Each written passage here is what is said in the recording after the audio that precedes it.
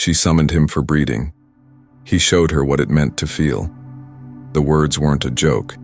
They were spoken in a cold chamber lined with chrome and silence, deep in the heart of the Shireli Empire's royal citadel. Empress Zara Zel sat, tall on her throne, her silver blue eyes fixed on the figure standing before her. Commander Mason Holt, human, muscular, worn by war but carved like a statue, with a square jaw and a look in his eyes that said he wasn't easily impressed. He didn't bow. He didn't flinch. He just looked back at her like she was a woman, not a ruler. That annoyed her more than she expected. "You came for trade negotiations," Zara said, her voice smooth and sharp like cut glass. "But I called you here for something else." "I figured," Mason replied, folding his arms. "The looks your advisors gave me weren't exactly subtle." A flicker of something crossed her face. Amusement? No. Curiosity. She stood and walked down the steps of her throne, each footstep echoing like a heartbeat in the otherwise dead room. Her gown shimmered with nano-fabric, designed for intimidation and authority. But Mason didn't look away. If anything, his eyes drifted just a little too slowly over her tall, graceful form. "Our civilization faces extinction," Zara said. "We have become too refined, too perfect. Our bodies no longer produce viable offspring. We need fresh DNA. Yours is compatible." Mason raised an eyebrow. "So you're asking for a donation?" "I am demanding your cooperation," she corrected, stopping a foot away from him. "Your species is primitive, emotional, driven by instincts, but your biology is powerful and functional." Mason gave a small, dry laugh. "So I'm a glorified stud horse." Zara didn't understand the phrase, but from his tone she knew he wasn't pleased. "It is an honor to contribute to the survival of an empire." He leaned in just slightly. "Lady, I've faced death in 6 galaxies. I've fought pirates, smugglers, and alien wildlife that eats metal. But what you're asking for, that's not a transaction. That's intimacy. And that's something you don't just take." Zara's expression didn't change, but something inside her shifted. No one had spoken to her like this. Not in years. Not since before she was crowned. "I don't need your emotions," she said coolly. "Then you don't get my DNA," Mason shot back. "That's the deal." Silence. Behind her, her advisors bristled. One stepped forward. "Shall we sedate the subject, Your Majesty?" Zara raised a hand to stop him. "No," she said. "Leave us." They obeyed without question, filing out, in silence, the chamber doors closing behind them with a hiss. She turned back to Mason. "You won't cooperate unless you feel something?" "I'm not a science sample. I'm a man," he said, stepping closer. "And if you want what's between my legs, you're going to have to figure out what's behind my eyes too." For the first time in decades, the Empress of 1,000 systems felt uncertain. "Very well," she said. "Teach me." Mason gave a grin. It wasn't arrogant, but it was confident. "You sure you're ready for that?" "I don't get ready," Zara replied. "I command." Their eyes locked.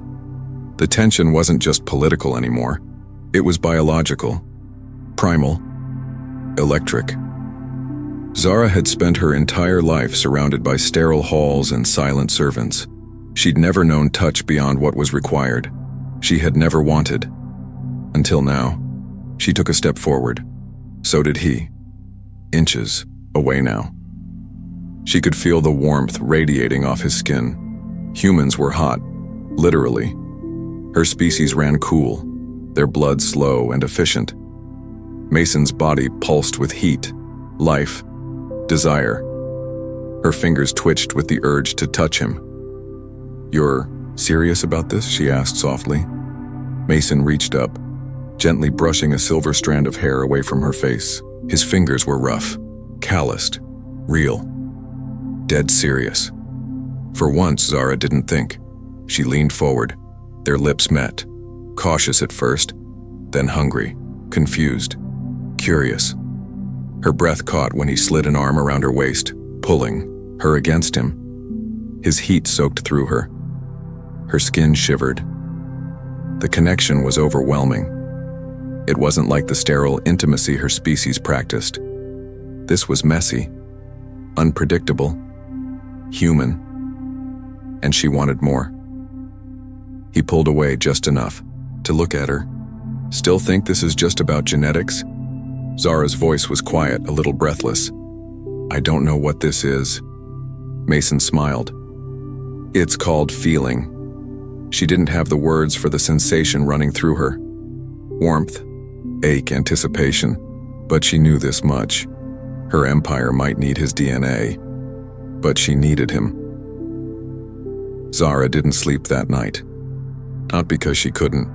She was genetically modified for perfect rest cycles, but because she wouldn't. Not after what happened in the throne chamber. That kiss. It had short-circuited something inside her. She stood alone on her private balcony, watching the twin moons rise over the crystal towers of the capital. Her long, metallic blue robe shimmered in the cool wind, but she barely felt it. What she did feel was the lingering sensation of Mason Holt's lips on hers. The way his hand had gripped her waist like she was real, like she was his. Zara had ruled for over 200 years. She had survived 3 assassination attempts, broken rebellions, and crushed diplomatic threats with a single glance. But one kiss from a human man had left her legs trembling like a novice. She didn't understand it, and that bothered her more than anything. Across the palace, Mason was lying on the ridiculously large guest bed in his assigned quarters, shirt off, arms behind his head, staring at the curved ceiling. Breathe the Empress, he muttered to himself, half laughing. That's definitely not in the diplomatic handbook. He'd been with aliens before. A diplomat's job had its share of unexpected, cultural exchanges. But this was different. Zara wasn't just another pretty face with strange biology. She was powerful, controlled, cold, but under that icy skin, he felt the heat, and he wanted to burn in it. A soft chime rang, his door unlocked with a whisper, and then he heard it. Bare feet on polished crystal. Zara stepped into the room, wearing a silk-like black garment that clung to her body in ways that were absolutely illegal in half the galaxy. No guards, no royal escort, just her, and the steady confidence of a woman who didn't usually knock. You couldn't sleep either, Mason said. I don't need to sleep, she replied, stepping closer. But I needed answers. He sat up. Well, you came to the right place. Zara didn't waste time. She moved to the edge of the bed, standing over him. Explain what happened to me. Mason raised an eyebrow. You're gonna have to be more specific, Your Majesty. When you kissed me, she said slowly, I felt things. Biological surges, rapid heartbeat, heat. My core temperature spiked. I experienced tremors in my lower abdomen. It was inconvenient. Mason grinned. That wasn't inconvenience. That was desire. Zara stared at him like the word was foreign. Desire? Yeah, he said, getting up and moving toward her, bare chest and all. It's when your body wants something before your mind understands why. Zara's breath caught. She could feel her body reacting again, pupils dilating, breath hitching, fingers twitching with the need to touch. Her mind screamed protocol, tradition, control. Her body said yes. I've studied your species, she murmured. You're driven by emotion, by sensation. It's messy. Mason was now inches from her. It's real. And what do you want, Commander Holt? I want you to feel what we feel, he said, voice dropping low. Not just take what you need, but share it. That's the human way. Zara was used to control, precision. Everything in her world was calibrated, regulated, perfected. And now, she was aching for something raw, unmeasured, real. Her hand reached out, fingertips brushing the hard lines of his chest. His skin was impossibly warm. Her body responded instantly. Then show me, she said, barely above a whisper. Not for your DNA. Not for my empire. Just for me. Mason's smile faded into something deeper. He cupped her face gently, leaning in close, forehead to forehead. You don't need to be perfect, Zara. You just need to be you. And this time, when they kissed, it wasn't diplomatic. It wasn't a test. It was a surrender. Her knees buckled, and he caught her, lifting her like she weighed nothing. As he laid her gently onto the bed, Zara realized something terrifying and beautiful. She didn't want to harvest his genetics. She wanted everything that came with them, his touch, his fire, his maddening human warmth. For the first time in centuries, the Empress of the Jirelli wasn't ruling, she was falling, and gods help the galaxy if she didn't want to be caught. Zara woke up to something unfamiliar. Warmth. Not just physical, though Mason's body was still pressed against hers like a living furnace, but emotional too. His arm was slung protectively across her waist. His breathing was slow and even. And her heart, the organ her people had long trained to not feel, was thudding in her chest like a war drum. Her skin still tingled. Every inch of her ached in new ways. Not from pain, no. From impact. The kind of intimacy no data module could prepare her for. She looked down at him, studying his face in the early light. There were tiny scars along his jaw and one on his collarbone, a story in every line. Humans weren't built for perfection like the Jirelli, but somehow that made him more beautiful. Mason stirred. His eyes opened slowly, blue and bright, and when they met hers, he smiled. You're staring, he murmured. I'm analyzing, Zara replied, her voice low. He stretched lazily, his muscles flexing under her hand. Any conclusions? She nodded slowly. Human mating is vastly more intense than expected.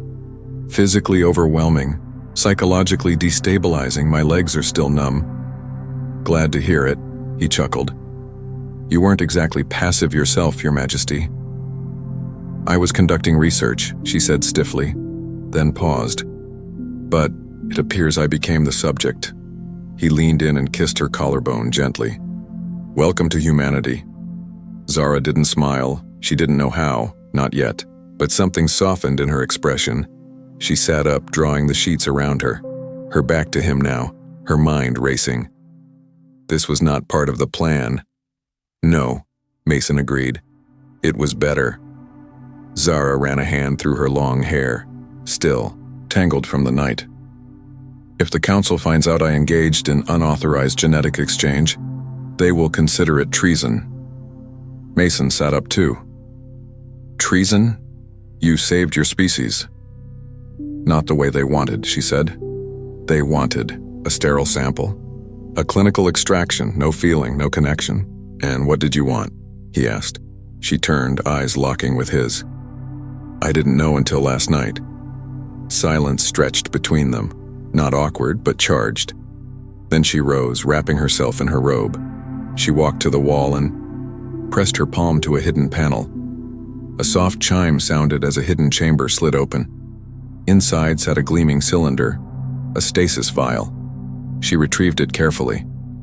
Inside, suspended in amber light, was the result of their night together. A full genetic imprint, she said quietly. The sample your body produced during climax. It's already encoded with your DNA markers. Fertile, potent. Mason scratched the back of his neck. That's one hell of a souvenir. Zara didn't laugh, but her lips twitched slightly. She stared at the vial for a long moment. Then, without warning, she slammed it against the wall. Glass shattered. Mason jolted. What the hell? Zara's shoulders trembled, but her voice was steady. I won't let my people turn you into a specimen. I won't let them reduce what happened between us into data. He stood slowly, walking over to her. Then what happens now? She looked up at him. Now, I break the rules. She tapped a button on the wall. The lights dimmed, and a holographic interface glowed to life, a secure communications panel. She entered a string of codes, then paused. "If I do this," she said, "I lose everything. My throne, my command, my place in Jirelli history." Mason stepped closer, his voice low. "But maybe you gain something better." Zara's hand hovered over the confirmation key. "Tell me, Mason Holt," she said. "If I gave up my empire, what would I have left?" He didn't hesitate. "Me." Silence. Then, slowly, she pressed her hand to the panel. The message was sent, not to her council, not to her people, but to a secret contact off-world. A friend, someone who could hide her, help her escape. It was done. Zara Zell, Empress of the Jirelli, had just chosen one man over an empire, and it felt terrifying and exhilarating and right. She turned back to Mason. "They'll come for me. For us. They'll want what I destroyed. They'll see you as a threat." He smiled, walking up to her and wrapping his arms around her again. "Good. Let them come. I've got a few more surprises left in this human body." Zara's eyes gleamed. "That I believe." Together they stood at the window, watching the twin moons rise again. This time not as ruler and subject, not as alien and human, but as partners, and possibly something more. They didn't have long. Zara knew the moment.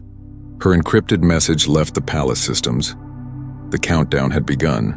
Her council would sense her silence. Her advisors would notice her absence. And her genetic rebellion, her desire, would be seen as betrayal of everything the Jirelli Empire stood for. And yet, she felt no regret, only urgency. The sun was just cresting over the crystalline spires of the capital when she and Mason slipped into the inner transport chamber beneath her quarters.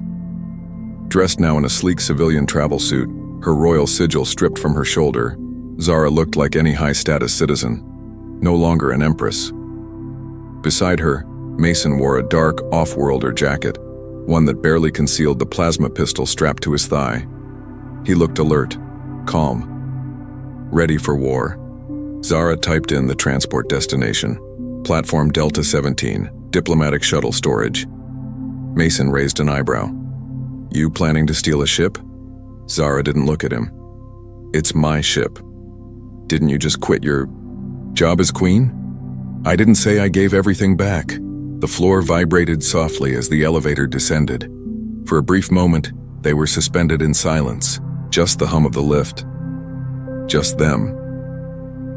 Then Mason spoke quietly. "Are you sure about this?" "No," Zara admitted, "but I'm sure about you." The words were soft but final. For someone who ruled by logic her entire life, it was the first time she'd ever trusted instinct. When the lift doors opened, they stepped into the empty hangar. Sleek royal transports lined the bay like sleeping serpents, but only one hummed with active power.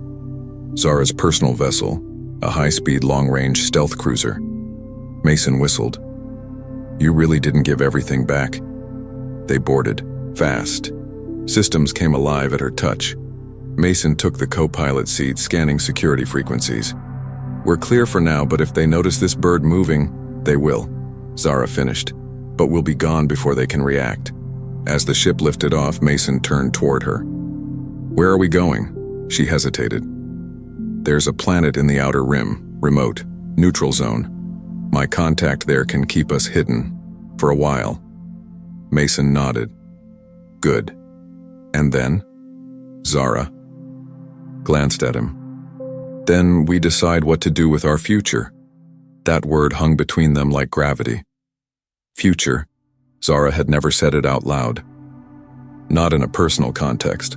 Her species didn't think that way. They engineered outcomes. They didn't build families. But now, something had shifted inside her.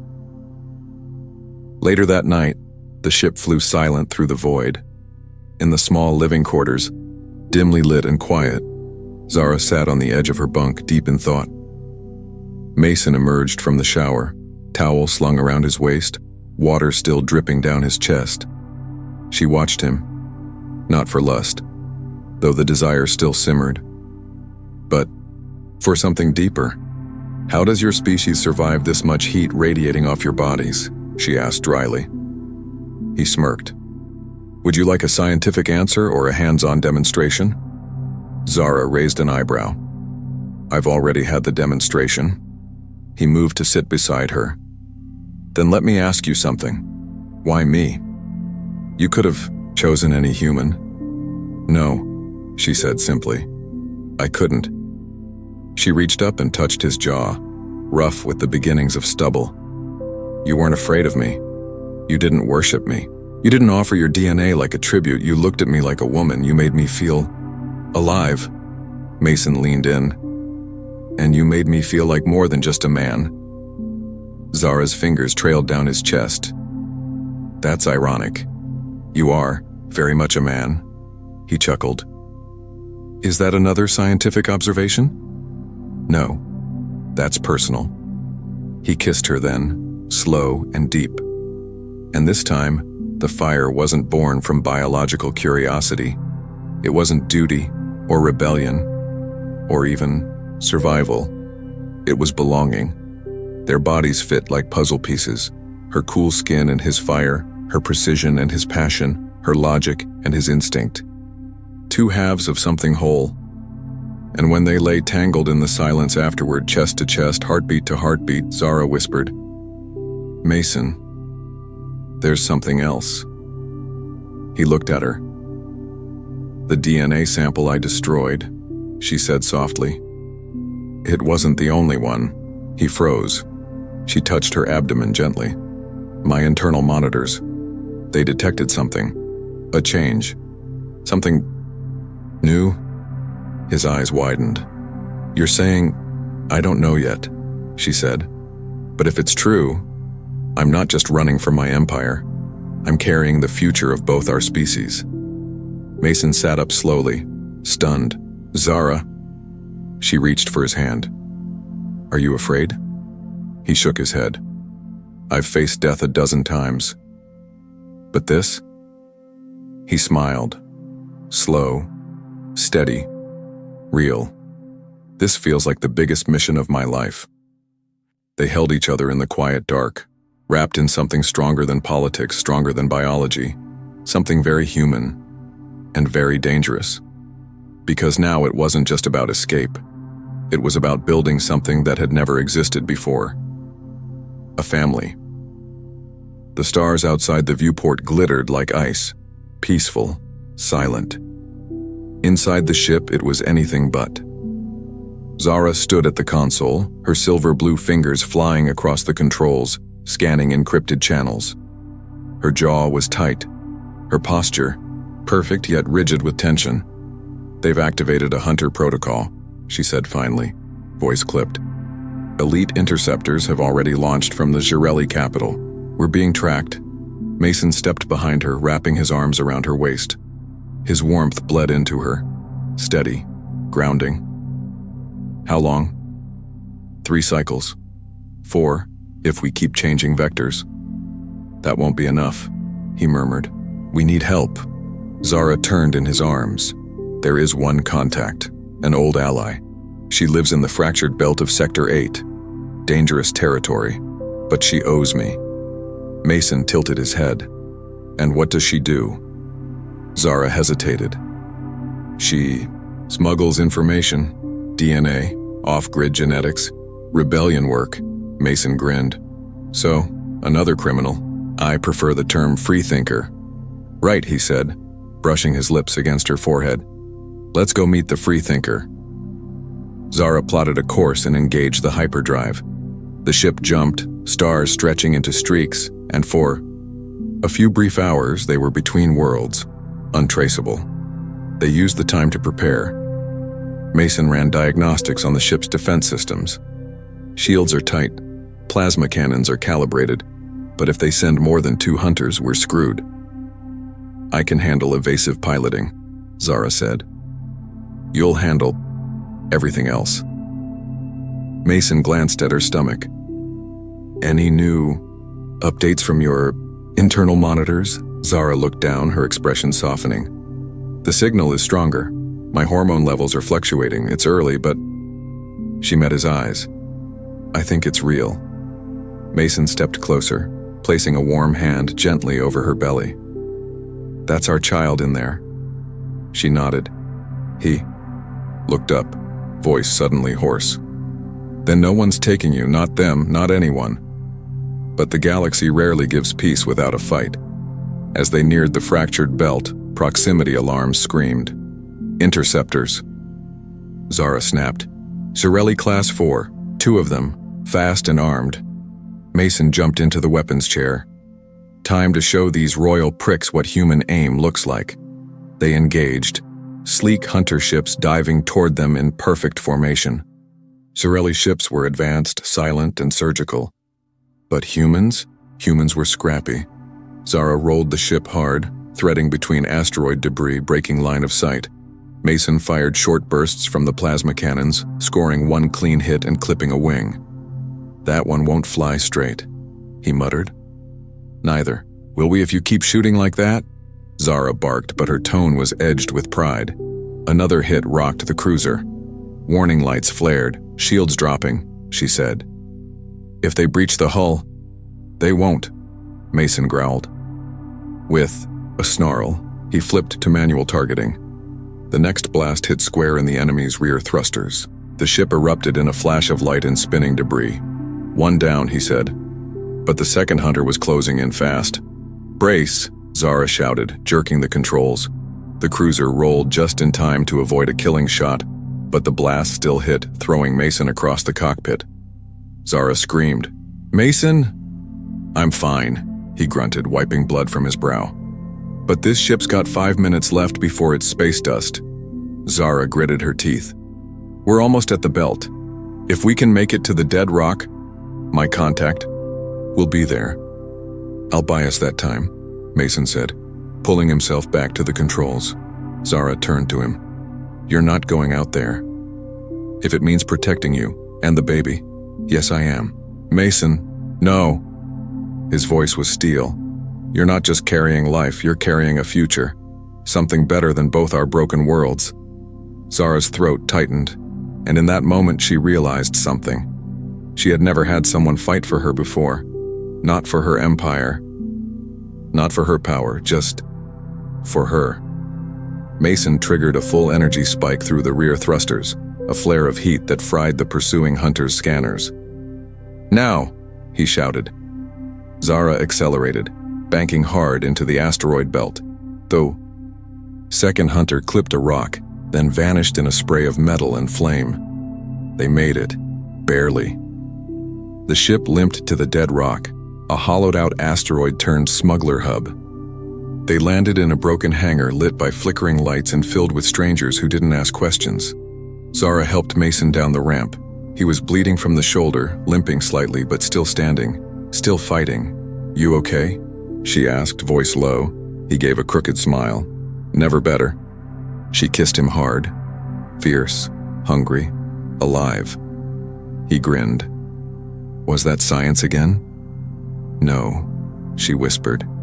That was gratitude. Inside the shadows of the dead rock, her contact waited. A tall female with cybernetic eyes and a voice, like sandpaper. I heard you stirred a hornet's nest, she said. You bring the goods? Zara placed her hand on her belly. I am the goods. The smuggler's cyber eyes widened. Well then, she muttered. Looks like the galaxy's about to change. Mason pulled Zara close. No, he said. It already has. Dead Rock wasn't on any map. That was the point. It floated in the asteroid belt like a wound in space, rusting, cobbled together, full of shadows and secrets. But here, no one cared about royal bloodlines or interstellar politics. Credits talked, and everyone else shut. Up Zara and Mason sat across from the smuggler in a cracked glass chamber lit by flickering red lights. The table between them was covered in holographic data pads, vials, and things Mason couldn't name, though a few looked suspiciously like something that had once walked. Her name is Calyx, Zara said to Mason quietly. We trained, together as cadets. She left the Empire after refusing to sterilize a colony of genetic dissidents. Didn't peg you for the rebel type, Mason murmured. She wasn't. Back then she believed in duty more than anyone. But now, she believes in survival. Calyx leaned back in her chair, her cybernetic eyes glowing. And I hear you. Brought something worth surviving for. Zara glanced at Mason, then gently, instinctively, placed a protective hand over her abdomen. I'm pregnant. Calyx blinked. For a moment, the rough-edged smuggler looked almost human. And it's his? She asked, nodding toward Mason. He raised a brow. That a problem? Calyx exhaled slowly. No, that's a miracle. She pressed a button, and a holomap appeared, not of planets, but of DNA. Thousands of strands, alien, human, hybrid, mutated. The Council's been running tests, she said. Trying to merge species, controlled hybrids, stronger, smarter, obedient.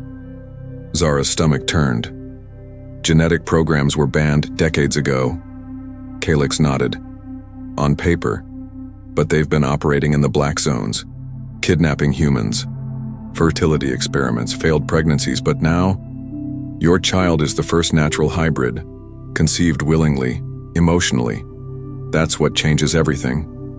Mason sat forward, his voice rough. They'll want to capture her. They already do, Calyx said. Your escape lit up more sensors than a solar flare, but there's more. She swiped across the holomap again. New data appeared. Files, names, faces, some human, some not, some, horrifyingly, looked like children. Zara's pulse jumped. They've already started breeding programs. Clones. Forced surrogates, dozens. But none are viable past 5 months, Calyx explained. Your child is something else. Proof that love, intimacy, can do what science couldn't. That humans aren't just compatible, they're essential. Mason leaned back, jaw clenched. So this isn't just about us anymore. Calyx looked him dead in the eyes. It never was. Zara stood slowly, her hands gripping the edge of the table. We can't run forever. Didn't plan to, Mason said, rising beside her. Calyx smiled. There's a network, quiet, scattered, rebels, scientists, exiles, even Jirelli defectors. They've been waiting for a sign. Zara turned to Mason, voice low. We are the sign, he nodded. Then let's give them something to believe in. Calyx nodded once. There's a safe place, not on Dead Rock, too exposed. A drifting research station hidden in the nebula rings. No one goes there unless they're serious about changing the future. Zara glanced again at Mason. He didn't need to speak. His hand found hers, steady, sure, warm as ever. She looked at Calyx. Prep the ship. We leave at once. That night, as they rested in their cramped quarters aboard the EI Dead Rock's auxiliary hangar, Zara curled against Mason's chest. The sounds of plasma engines and alien chatter echoed faintly outside the bulkhead walls. He ran a hand gently over her back, fingers tracing invisible constellations across her skin. I never imagined this, she whispered. Me neither, he murmured. I was supposed to come here, negotiate a trade deal, avoid offending the Empress, and go home. She smiled against his skin. You did all of that, except the last part. He pulled her closer. Home's not a planet anymore. She looked up at him. Then what is it? He kissed her softly. You. They lay together in silence, the kind that speaks volumes, heartbeats in sync, bodies still tangled from love and minds finally aligned. Not for survival, for legacy. Because if the Empire wanted to claim control of creation, Zara and Mason would show them what real life looked like, and their unborn child would be the first chapter in a story that no algorithm or council could erase. The drifting station was a ghost. Hidden deep within the swirling violet clouds of the Kavara Nebula, it floated silent and forgotten. An old science facility once used by fringe geneticists before being abandoned after the Purity Wars. Now, it was a cradle. Zara stood in the station's observation deck, one hand pressed against the cold glass, the other resting gently on the subtle swell of her belly. The stars outside were distant, indifferent, ancient.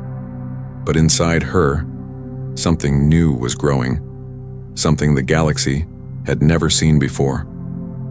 Behind her, Mason worked alongside Calix and a half-dozen rogue engineers.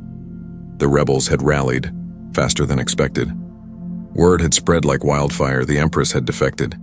She was carrying a human child, and she was ready to fight. Every outpost and broken satellite in the rim started to hum with life again. Exiles came out of hiding. Smugglers offered fuel. Refugees offered loyalty. Scientists offered knowledge. And Mason gave them hope. Not through speeches, but through presence, through action, through sheer human defiance. They were preparing, not for war, not yet, but for a reveal. The Empire had hidden the truth for too long. Zara's child wasn't a scandal. It was a revolution, but revolutions are rarely quiet. The attack came just as Zara and Mason were finalizing the broadcast, a full data drop of the Empire's illegal experiments, proof of the forced hybrid, failures, and the announcement of the first natural, consensual cross-species pregnancy in Zirelli history. They barely had time to transmit before the station shuddered with the first impact. "They found us," Calix snarled. "Royal enforcers, 4 warships, no warning." Mason slammed his fist against the console. "How?" Zara's voice was cold and calm. "There's a tracker in my old crown. I destroyed it, but maybe not fast enough." Another blast rocked the station. Mason turned to her. "You need to get to the evac pod." "No," she said, straightening. "We need to. We can't outrun 4 warships." "We won't," she replied. "But we don't have to.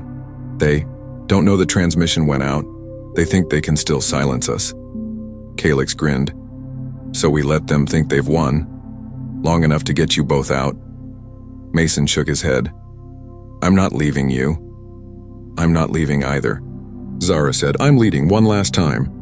Together they activated the beacon, not for distress but for broadcast.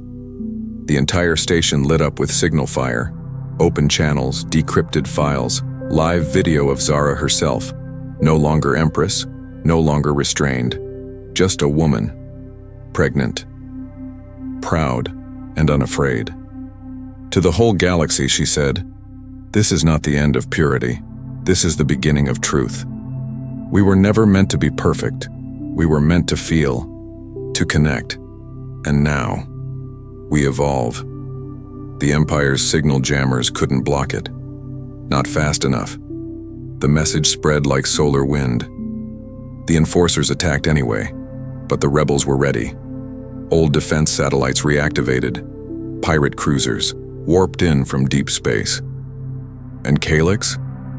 Calix detonated the station's main reactor core, just as the escape vessel carrying Zara and Mason launched from the hidden subdeck. They made it out in silence, watching the nebula light up behind them.